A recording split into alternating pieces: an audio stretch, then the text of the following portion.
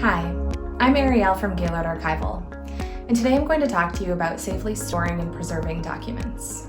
Documents like birth certificates, deeds, old letters, and newspaper clippings contain so much information about our history, but they exist on one of the most fragile materials that we have. That's why archival quality storage is so important if we want to be able to pass them on to future generations. If you're unsure of why archival quality means more than just acid-free, we have a great resource for you at gaylord.com/resources that'll help explain why products from Gaylord Archival can be trusted to preserve your family history and your collections. The first step in handling old or valuable documents is to start with clean hands.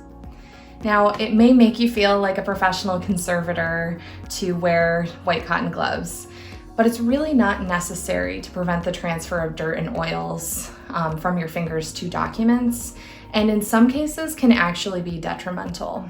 This is because when you wear gloves, you lose your dexterity, and if you're handling documents that are particularly fragile or friable, which means crumbling, you can risk tearing or damaging the documents that you're handling further because you can't feel what you're doing. So we just recommend washing your hands and thoroughly drying them. Don't put on any lotions or creams after. And feel free to repeat that process as much as you feel is necessary as you're handling documents. After you've washed your hands, the next step before storing your documents is assessing your collection. This is going to include removing any extraneous materials like rubber bands or paper clips or other fasteners, which have their own potential for degradation and can damage the paper that they're being stored with. So you'll want to remove those. You're also going to want to remove any other extraneous materials that might be relevant to the collection, like pressed flowers or newspaper clippings. These you're going to want to set aside because you'll want to preserve them, but you want to store them separately, because they also have their own potential for degradation that could negatively impact the documents that you're storing. With newsprint in particular, we want to store it separately because it is on a very low quality paper that's highly acidic. Newspapers weren't meant to last long, they're printed every day. So for that reason, the risk of acid migration is very large. So we want to keep them in their own enclosure. And if we want to even further preserve newsprint, we can insert a sheet of archival quality tissue paper or bond paper in the enclosure with the newsprint to help absorb some of that acid and help it last longer.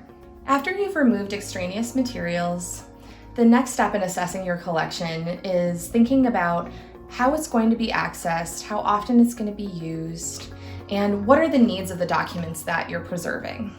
If you just have a large volume of documents that you're trying to get out of that cardboard box in the basement and safely store, choosing a record storage carton or a document case with paper enclosures like file folders or envelopes can be the most efficient and economical. You can store multiple documents in one file folder. The general rule of thumb is up to 10, but you're going to want to interleave them, which means putting something in between them using a sheet of archival quality tissue or bond paper. And this will help prevent acid migration between those documents. The other thing to remember when storing multiple documents together is the more fragile or valuable they are, the fewer you're going to want to put in one enclosure. If you have a very fragile or valuable document, you're going to want to consider individual storage. When choosing individual storage, a great place to start is with a clear plastic sleeve made of archival polyester or polypropylene. Sleeves are great because they allow you to safely handle the document while still being able to view both sides of it. If you have a single-sided document in a primary enclosure, you can absorb acid by putting a sheet of tissue or paper in with the document in the enclosure. Once you have a primary enclosure for your individually stored document, we recommend using layers of protection to provide support. So the next step is putting it in a folder or an envelope. Folders are great because they provide physical, rigid support, and this is especially important if you're going to be storing the document upright in a box.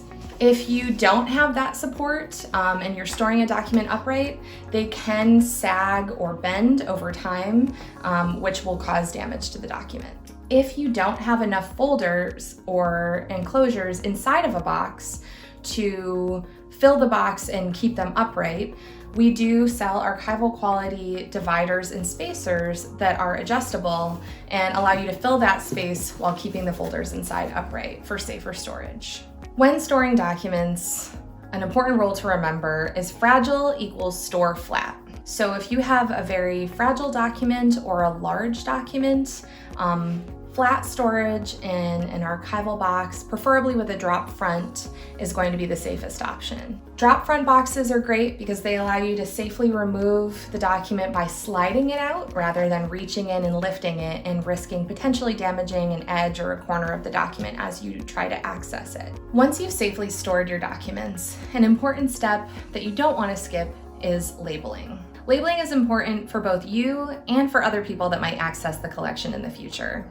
Labeling and even creating an inventory list if you preserved a lot of documents is helpful because it allows you to identify the documents without having to open things up or handle them unnecessarily. It'll make all the work and care that you put into preserving those documents worth it for someone else. This is just a primer on document preservation. For even more information on how to safely store and preserve documents, go to gaylord.com/resources.